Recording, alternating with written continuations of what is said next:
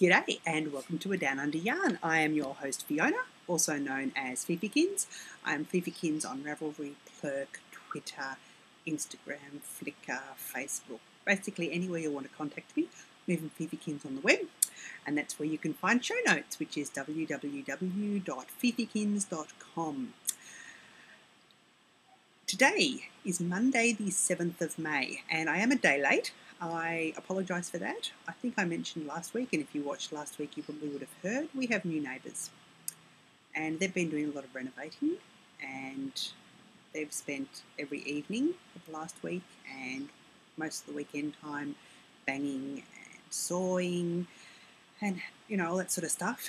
And it just wasn't that conducive to recording yesterday afternoon. So I thought I'd leave it 24 hours and see how we went, and it's a lot nicer about now. The sun's starting to come out, which is lovely. I am in my long sleeves. It's been the first episode I've been in long sleeves, but it's the second day in a row that I've worn long sleeves. Up until about an hour ago, it was only around 23 degrees. I'm looking over at my thermometer I have over there, and that's sort of about 70, in the low 70s. It's probably creeped up to about the 80s now, but it's still nice to be able to sit out here in long sleeves. Last night was really cold out here, and when I get to my work in progress, I'll show you how. I'm really hoping to get that finished soon, so it's going to be perfect for wearing out here. This is episode 17. No, it's not. It's episode 19. Wow, how time flies. And yeah, I said it's Monday. Oh, welcome. Did I welcome you? I can't remember. Anyway, welcome to new viewers, and welcome back to those who are coming back again. It's great to have so many people tuning in each week. Obviously, I'm doing something right to be having people watch and send messages and send lovely stuff, so that's really good. I have a couple of thank yous. I received a couple of patterns, and normally I wouldn't thank people for patterns, but I wanted to actually thank these people because I wanted to let you know about their podcasts. So the first one is Josh Ricks, who is Sword of a Knitter, SWORD of a Knitter. He gifted me the graphic infection shawl, which he did as a knit-along back April, May, I think. April? This is May now, so it must have been in April. Easter time, it was around Easter, but it finished around Easter. Fantastic shawl, two-colour shawl. Josh gets a lot of inspiration from Stephen West. However, his designs are different. It's hard to explain. I really encourage you to go and check him out. He is Geonitrix Designs, and I will put that in the show notes. Now, Josh also has a podcast. He just had his podiversary yesterday, so happy podiversary, Josh. The second thanks is to Hayley and Lisa. Now, they gifted me a pattern because I named their new podcast. Hayley's had a podcast for a while, but she's teamed up with Lisa, and they have a really fun podcast called Knit Two Together. The fun thing about it is it's recorded on Google Hangouts. The two of them are yet to meet. They meet finally this week, it's great that this medium of online communication can give people the chance to meet, to get together, to get to know each other, and then decide to do a podcast together, which they've got a few episodes up now, and it's really entertaining to watch. So they are Knit Two Together, K2 number 2 TOG, and thanks to them, I was gifted a pattern, and I got The Happy Street by Vera Valmarki, which I will also get to later. Wow. Now, Administradia. The knit along. I was going to close the thread yesterday before I recorded. The beautiful Kiki from Yarn vs Zombies has posted some yarn to me for prizes. However, Australia Post being Australia Post has probably diverted it via Esperance in Western Australia or somewhere, the other side of the country, and it hasn't shown its way here. So I've ummed and ahed, and I've decided that I'm going to keep the thread open until next Sunday, which is Mother's Day. The Knit a Hug Knit Along is designed to knit a hug for someone for whom Mother's Day is going to be challenging, and ideally you'll be able to gift it to them this week before Mother's Day, leading up to Mother's Day, so that they will have something either on the day if they want to escape for the day, or if it's a time that they will not be cheery, I suppose, will be experiencing sadness and grief.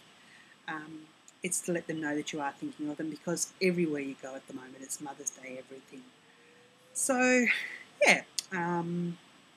So I will close the thread before I record on Sunday. Then I'll be able to show you the amazing yarn, which is very exciting. And I really thank Kiki for her generous donation. Wow, what a week. When I recorded last week, I was putting on a bit of a brave face. I'd had a pretty rough week.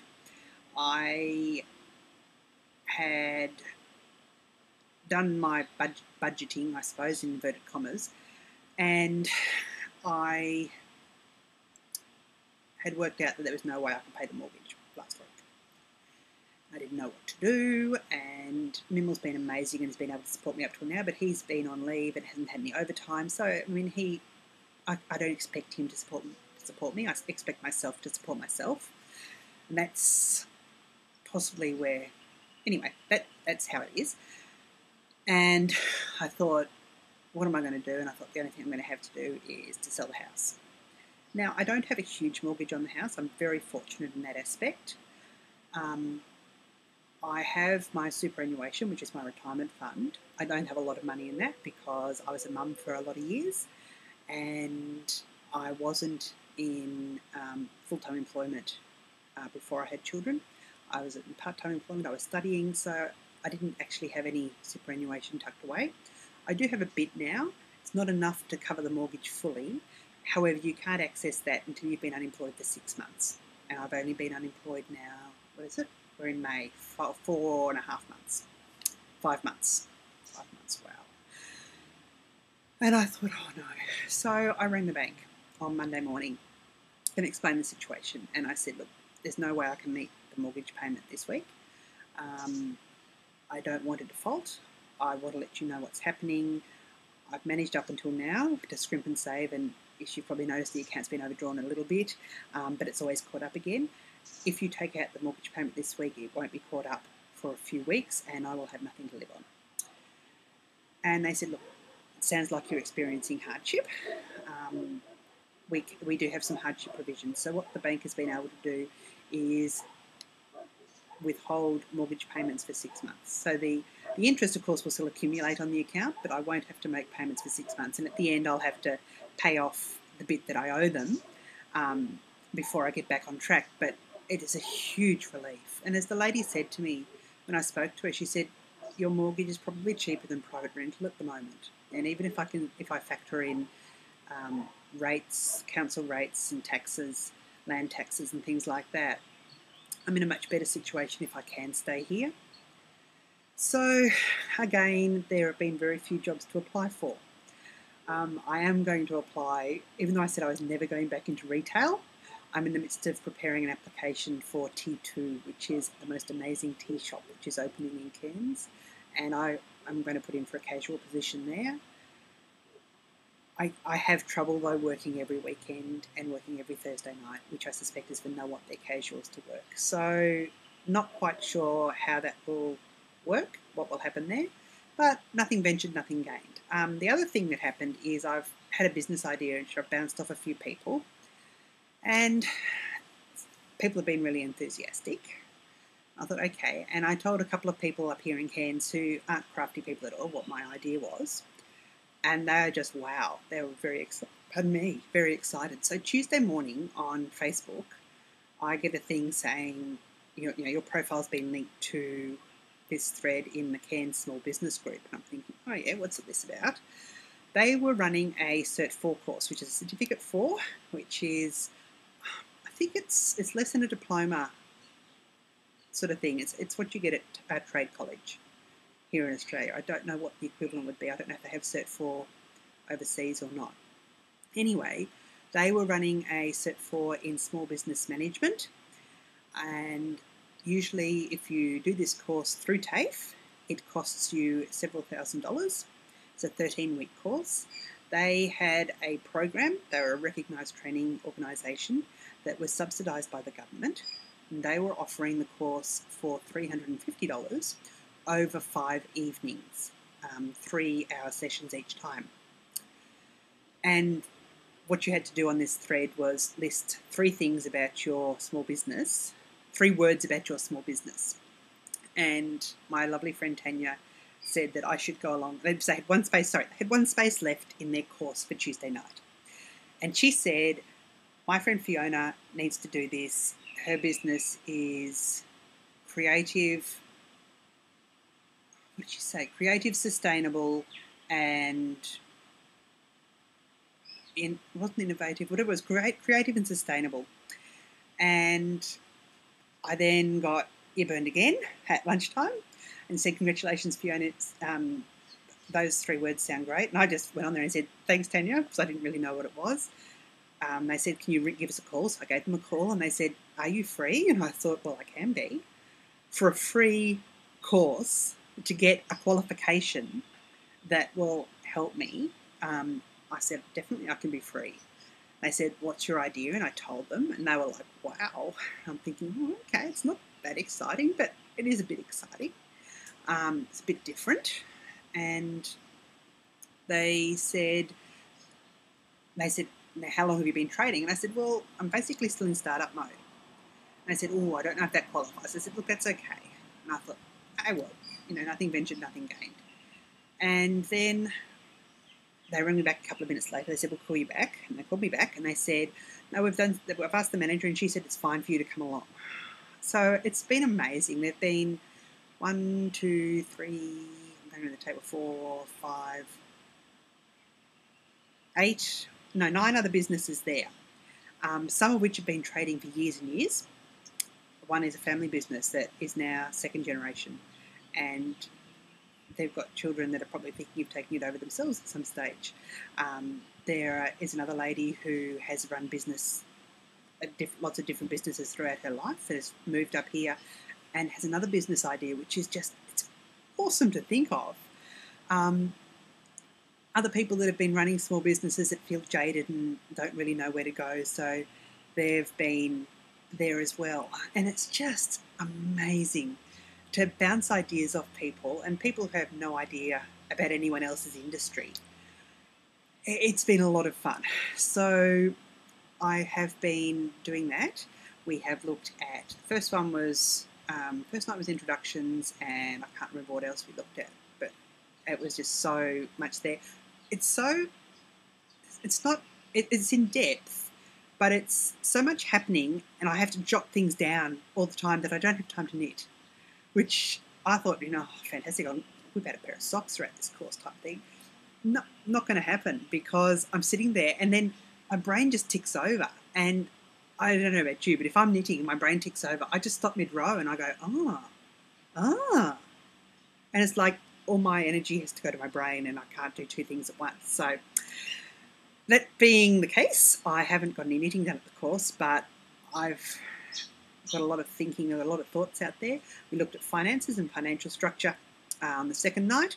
3rd night we looked at marketing, and that was just, that just blew me away. And I think that was the night that put into place a lot of stuff that I'd done in previous jobs, and I'd worked out why things hadn't necessarily worked in previous jobs. When you've got a marketing expert there who's worked with all the major telcos in Australia, plus a lot of other companies, and is now up here helping small businesses basically. It was really interesting, and thinking outside the square, and that's one of the things they're trying to get people to do. So yes, that's very, very exciting. I am doing up a business plan to see how viable my idea is. The other thing, I had my job centre, which is my job network centre, which is meant to network me to jobs but hasn't managed to yet, gave me a call, and I told them that I was doing this. And I said, look, I don't know if I would be eligible for the new Enterprise Initiative Scheme, which is a government scheme again, and that is a 12-month scheme where you get paid the unemployment benefits. However, you get to keep any profit you make from your business in that time. They don't give you startup capital. They expect you to be able to do that, and it has to be a new business. It can't be anything you're taking over. So yeah, and they have mentorship for 12 months. So they said that they thought I would probably be eligible for that, so I've had to make a call to someone else. They've sent me information and said, once you finish this Cert 4, it's going to help you out more than what we can offer. We only offer a Cert 3, so Cert 4 is better than Cert 3. come and see us, and you'll have your business plan done then as well. And you can probably then, hit the ground running. So I'm hoping to get as much into place this month as I can. Then, of course, we're off to South Africa for 2 weeks in beginning of June. And then come back and get things going. See how we go.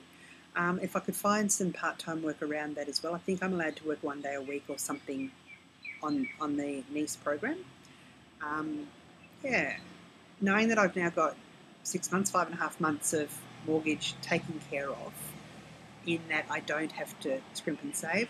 I rang up the insurance company as well, because my house insurance last year went up by $120 a month. We live in a cyclone-prone area, and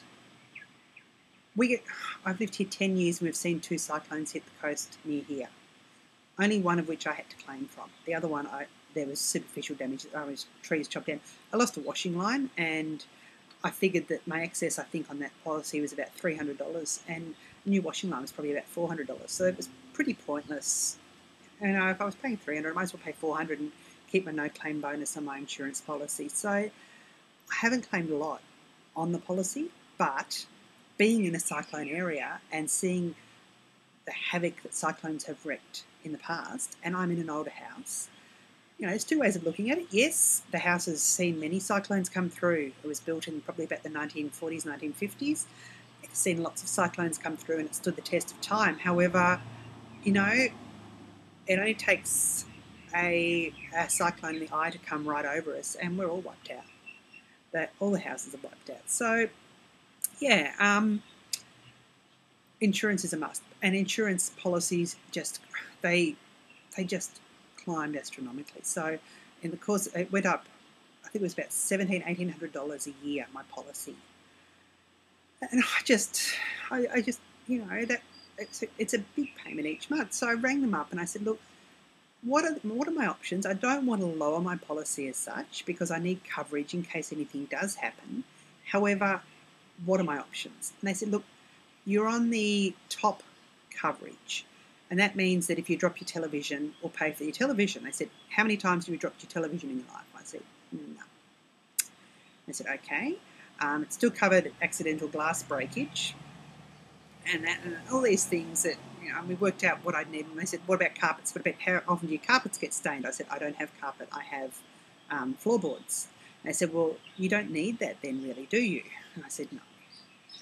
And then we looked at my excess, and my excess was, I think, $300 a claim, and to increase that to $500 a claim, plus to go down the next level, it's the middle of the range cover, which means I'm still covered for floods, I'm still covered for fire, I'm still covered for cyclones, I'm still covered for acts of terrorism. To go down that, I was going to save myself an extra $100 a month, and that's a huge amount at the moment. So I was really relieved to be able to do that. That was really good. Little things like my Amazon to host the podcast. They had their account due last week, and it was a matter of, do I pay that, or do I feed Jasper and I for the next few days? And I thought, So I jotted off a thing to their support centre, thinking I'll never hear back from them, whatever. I said, look, I'm really sorry, can't pay it by this date. Can you give me till next Monday? And they just replied and said, yep, not a problem. And I'm like, wow. So I think a lot of it is being proactive and ringing up and saying, hey, this is what the situation is. So, yeah, that's a really long introduction in a week that was. It's whatever. Oh, but there's more. That's right. Sorry, the last thing. On last weekend, when things weren't going so good, and I put a couple of things up on Facebook, and a friend of mine who lives up in Port Douglas now, who used to live in Cairns. Port Douglas is probably an hour north. It's a real holiday destination. It's a beautiful, beautiful spot, and the drive up there is just stunning. I love it. It's one of my favourite rides to go on the bike. It's a really, really lovely, windy coastal road. Anyway, she does a lot of what she calls alternative medicine. I say it's either medicine or not medicine. I don't care if it's alternative or not. If it's medicine, it's medicine. And what she does, my classes, look, it's medicine. And what she is doing at the moment is raindrops massage, raindrops massage, and a lot of that is reflexology. So you spend 20 minutes lying on your back, and she does reflexology and different things on your foot with different oils. And a lot of it, the raindrops, is not only the touch, which is a light touch, but also drops of oil then on your back. So you then roll onto your tummy, and she drops different oils. And it was like, spaghetti bolognese, but there's basil and oregano and thyme, and then there was peppermint and just I think there was 7 or 8 or 9 oils or something that she just dropped on your back and just smoothed in, and it was just really light. Then she gave a bit of a massage, but nothing, nowhere near like what you'd expect for a remedial massage or anything like that. And at the end, then you went back onto your back, and she just gently pulled your head. And before we started, she blue tacks a piece of paper to the wall, and you measure your height. And at the end, you measure your height. I'd grown a centimetre, whole 10 mil, which is what, half an inch, thereabouts. Yeah, a bit less than half an inch, probably, whatever it is. So, that much.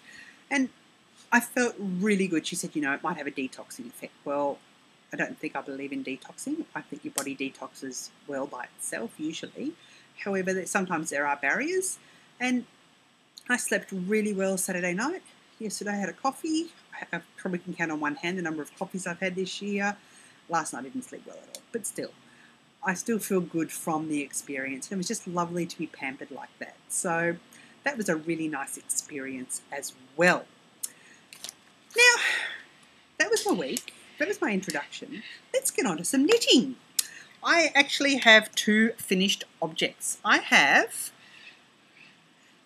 I would have thought I would have actually had these. Excuse me.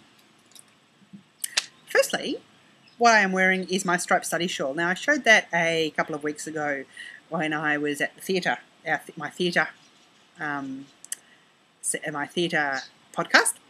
It was a very brief one, so I didn't show it very well. It's actually showing really nicely in this light. Striped study shawl by Vera Valmarki. The thing I like most is my contrast colour bind off, which I did, and I just think that really just pops and makes it look really good. Now, just a tick. Okay, now I just piled everything, but I'd moved the computer after I'd set up, because I was angled that way, but there was too much glare. Now there's quite a bit of glare behind me, but the light here I think is quite nice. So just ignore the glare. I'm not going to get up in your face like this or anything like that. I'm going to stay back here as much as I can and get on to my finished objects. So I have 2 finished objects. My first finished object is my Henslow. This is the hug I knitted for a good friend of mine, for whom Mother's Day is going to be quite trying. I am going to put this in the mail this afternoon and get that to her this week. So this is the Henslow by Beth Kling. I used US 4, which are 3.5mm needles, and the yarn is the Holst yarn, the wool silk, which is Samarkand or something like that. It's on my project page, and the gentian violet colourway. It is really lovely. It's a lovely construction for this shawl. You knit the top bit. Basically, you start and knit the top bit, then pick up for the bottom bit, and then knit an edging. The edging almost killed me. People have embiggened this, enlarged it quite a bit. I don't know how they did the edging. The edging took me almost all day to do, because it's just the same 4 rows over and over again, binding off 2 stitches at a time. But you start there and go down for the picot bind off. Wow. But at the end, I was just so thrilled with it. And this, I think I would probably consider doing another one of these for me at some stage. So it's coming up. It's sort of a grey purple. It's for a friend who really likes purple, so I'm hoping she really likes this. And she's a knitter and actually has had this in her queue for a while. So I'm not sure if she's watching, but yeah. So I can probably, I flick that off. I can show you. I saw Jenna was wearing it like this week. on her podcast, and that I think looks really lovely. It's a nice way of wearing it, and it's a nice hug around your neck, which is what I was aiming for. Otherwise, you can always just drape it. I've got broad shoulders, so I probably need to have a shawl pin in there or something like that. But yeah, really lovely. So really, really pleased with that. And as I said, I would probably knit another one of these again for me because it is a really pretty pattern. Really, really like it. So I have a bag. I'm going to put that in. I'm going to wrap it up first. And I have a really nice nice card that I've got with that as well. So that will go in the mail. My second finished object is my drizzle hat, full drizzle. This is by Melissa M. Ski Knits, Mel Ski, of the Single Handed Knits podcast. When I knit the Ho Aloha sweater, anyone who finished in the allotted time was sent this pattern for free. And it's a really lovely pattern. I will put this on. No, sorry. I love it. I know so many people have said it suits them really well. I tried to block this, but I don't know how successful I was. Anyway, just excuse me. I'll use that up a bit.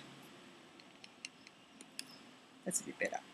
I used Three Irish Girls Springvale DK in the Hoppity colour, which was a club colourway. I wanted to see what it was like in a variegated yarn. Now, I don't mind it. I wore it out here the other evening when it was cold. I think probably if my daughter saw it, she'd ask me if I was going to wear that in public, and I'd say yes, because it is good. I love the way it covers your ears. I knit the medium size. There's a small, medium, large, and that's just the number of stitches you cast on. I did the slouchy version, not the super slouchy or the extra super slouchy or whatever it was. I've got that there, of the lace section, and then did the lace at the top as well. I knitted in the round and then changed to double pointed needles at the top, 3.75mm needles. Really, really like the top. I like the square nature of it. Where are we? Yeah, 3.75 US 5s. So, yep, really, really lovely hat. So I might pop that on now. And you won't have to see my hair. I love the roll brim. It's just really nice. And as, who was it? Knitting Samurai +1. Steph was saying that she really likes the hat. I really like it too. I love roll brims on hats. And it's got a bit of variation there as well. So I blocked it over a bowl one evening. I'm not the best hat blocker, but I did need to open up the lace a bit. So, yep, this will come with me on my trip, definitely. I did hope to have another couple of finished objects, but I haven't actually worked on them at all. They're not even whips. One is the baby vest, and that will get done eventually. Okay, there's always babies. And the other one is my fingerless mitts, which I have had in my bag, and I hope to knit on those at the course, but didn't get to. So hey, these things happen. Again, look, they'll get done eventually, both of them. I am not as concerned as I was a while back. I had lots and lots of whips, but they were whips that were like new whips. I'd started things and they weren't very advanced. I think when I've got whips that are over 50% done, over 70% done, I don't worry as much because I know it won't take as much to finish them. Excuse me. I don't know if that's cat hair on my hair.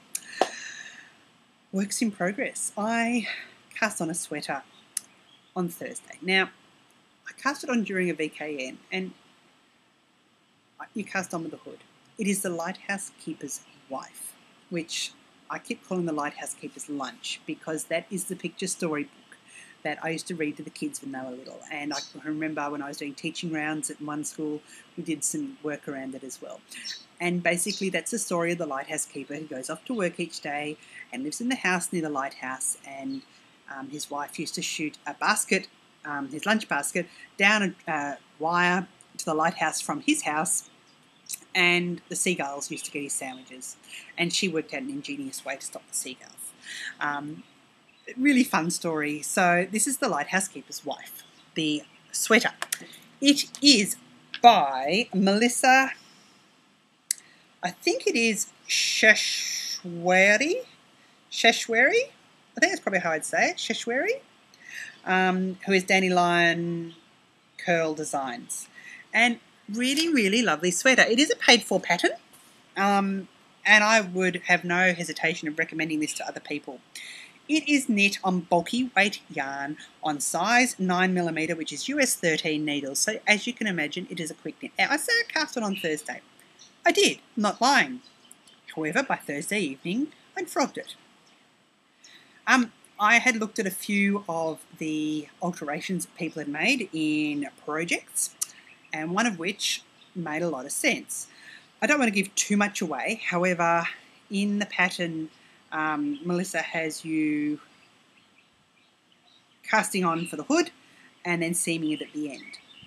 I didn't really feel like seaming it. I've actually never seamed anything in my life. So, well, I have. No, I seamed a dishcloth. Although I didn't think to look up how to seam it, I just sewed it together. And I thought, it's a dishcloth. I really don't think it matters, a windmill dishcloth. Some people had done a provisional cast on and then grafted at the ends.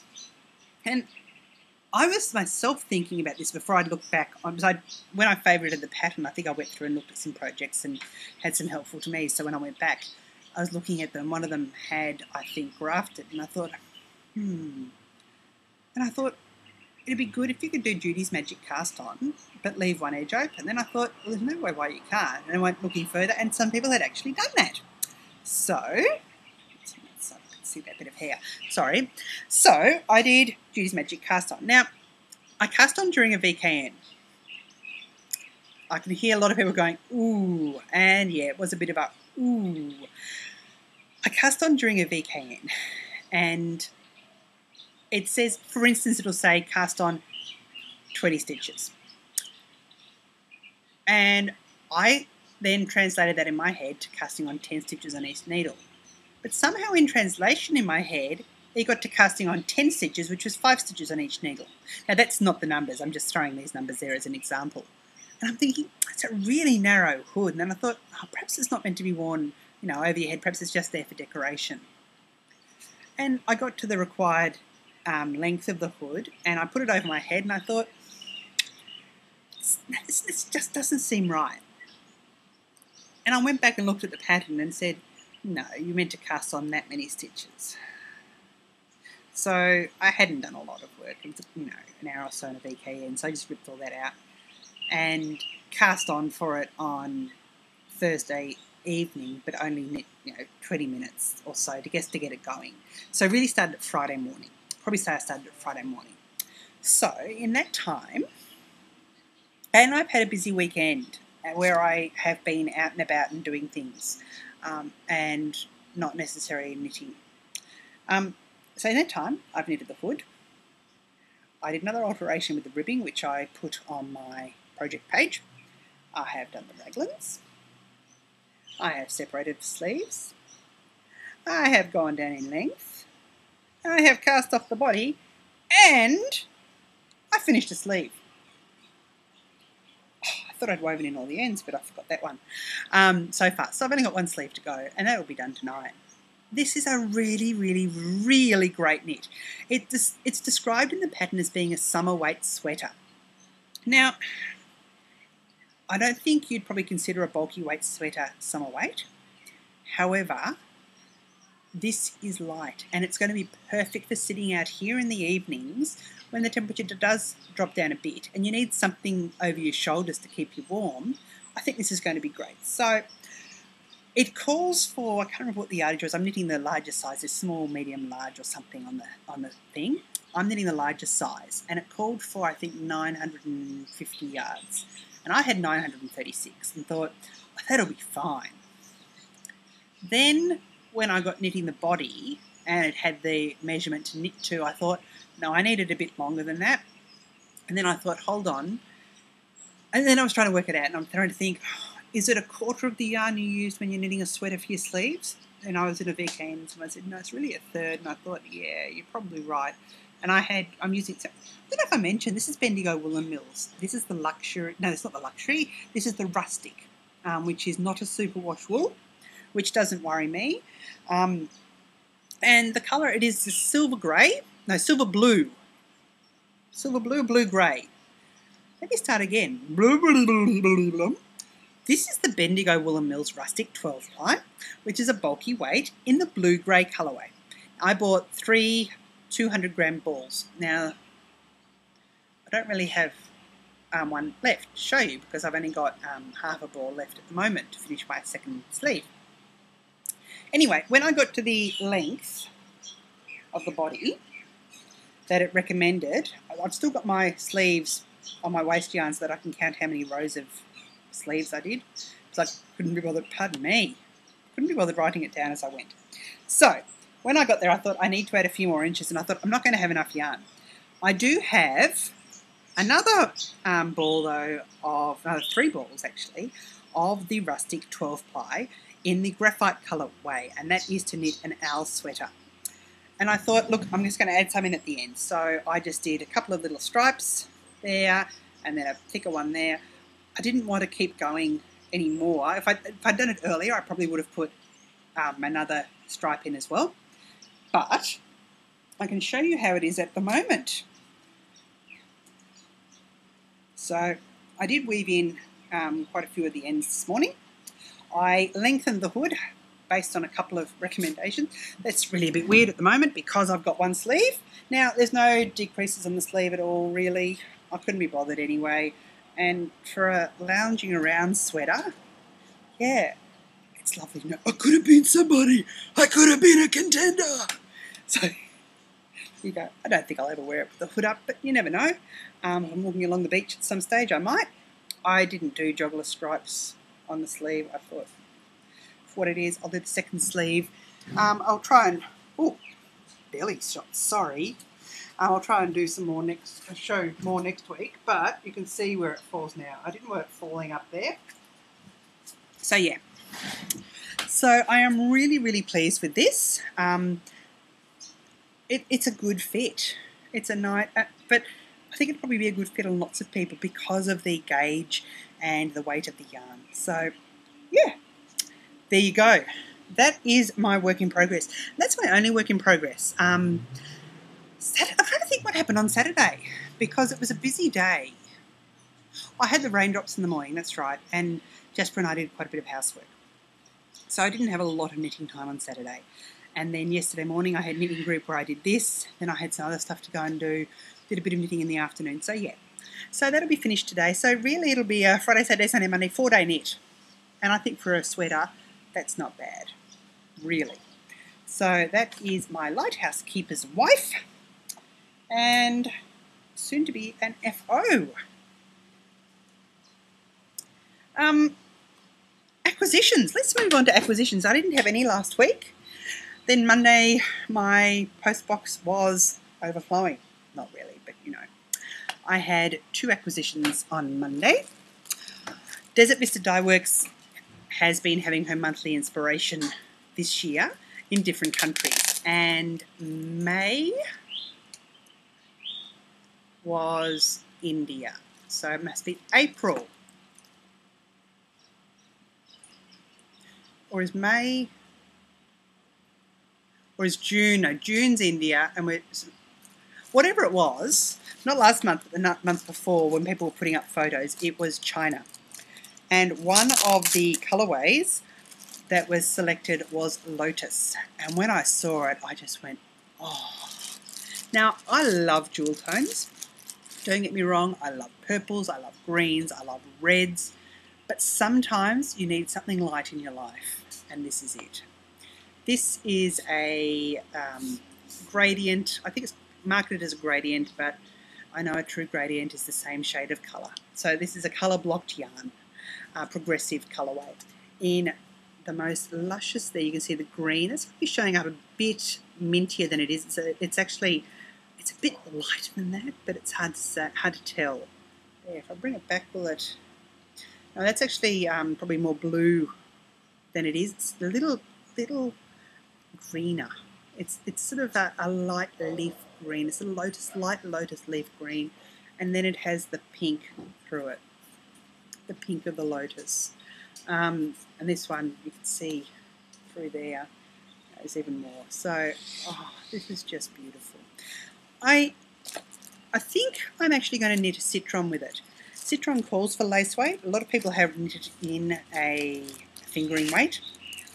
I actually, one of the first things I cast on as a new knitter, and I failed miserably because I'm in a garter tab, hello, and it was lace weight, and I was using slippery needles because I didn't know any different, and yeah, this is anyway the Voya base, which is approximately 490 yards. So it's 100% superwash merino wool, approximately 490 yards.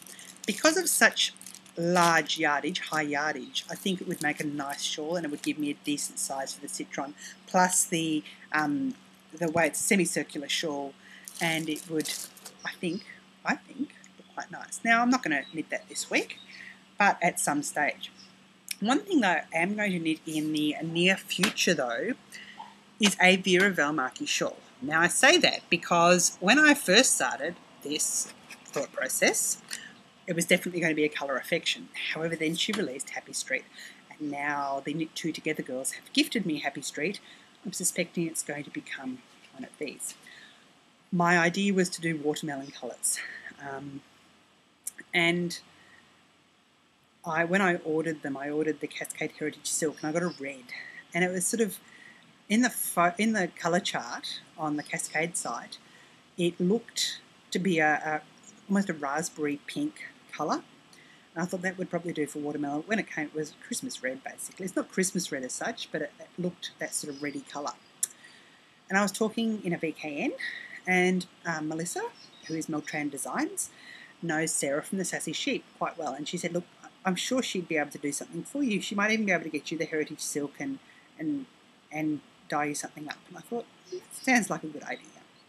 So Sarah got on to me and she goes, look, I've got a watermelon dye. Would that, how about I do that? And she said, I'll kettle dye something for you so you get some variations in colour. And I said, that sounds fantastic. And she did, and she sent it to me. This is her Decadina, I think it's what it's meant to be, which is 75% superwash merino, 15% cashmere, 10% silk in the watermelon colourway. And it's probably showing a bit more coral than it is. It's a bit pinker. You can see the little splotches in there. That's going to be quite nice. So that's arrived. Now when I get my Heritage Silk that I had before, I had the green and the white, and I put these together, I really like it. So my plan now is to turn this into a Happy Street, which has a 3-metre wingspan. Hey, if I was less than 150 centimetres, which I think is 5 foot, thereabouts, I'd be able to wear it around my neck and it would hang on the ground, but I'm taller than that.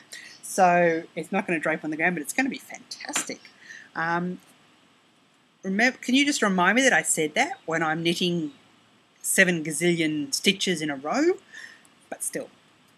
So the plan is to do that. The white is the main colour, and then the pink and the green as the second and third colours. So yeah, and they're all really lovely. So looking forward to that. And Sassy Sheep smells nicer than Cascade, just saying. There was a third acquisition. My End of the World arrived. Now, I'm pretty sure everyone will have received theirs by now.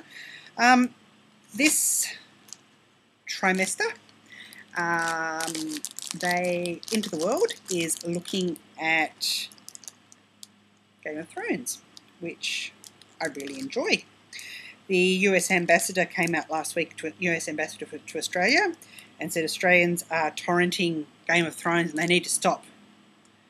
And if I want to watch Game of Thrones, I have to pay for pay TV, which I don't do. So I have friends who record it for me, and I watch it.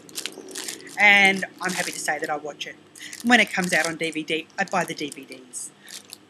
I don't go out there, you know, they say, oh, people wouldn't steal.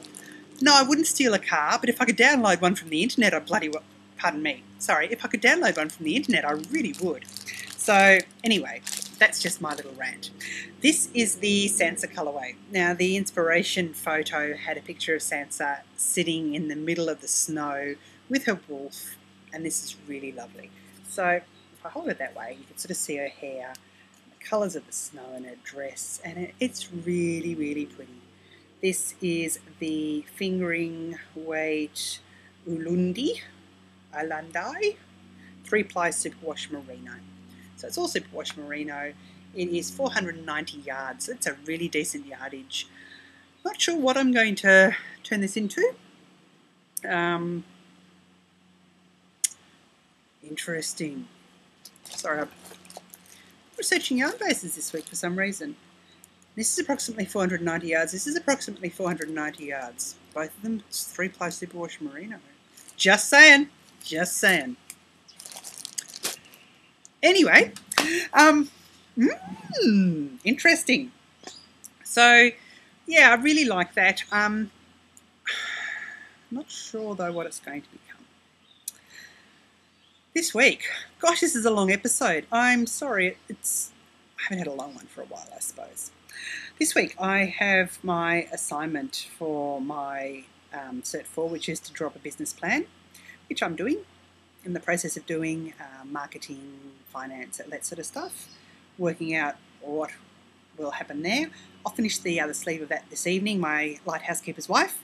Then I'm going to cast on my Hogwarts Express, which is a gift for my mother-in-law, Mibble's mum, when we get, I call my mother-in-law because she's just lovely. Nicest mother-in-law I've ever had. Ooh, hello.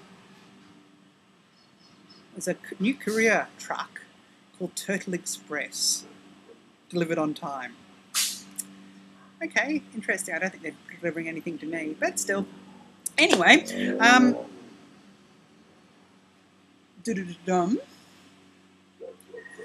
did have it balled up just here. Excuse me. Just entertain yourselves.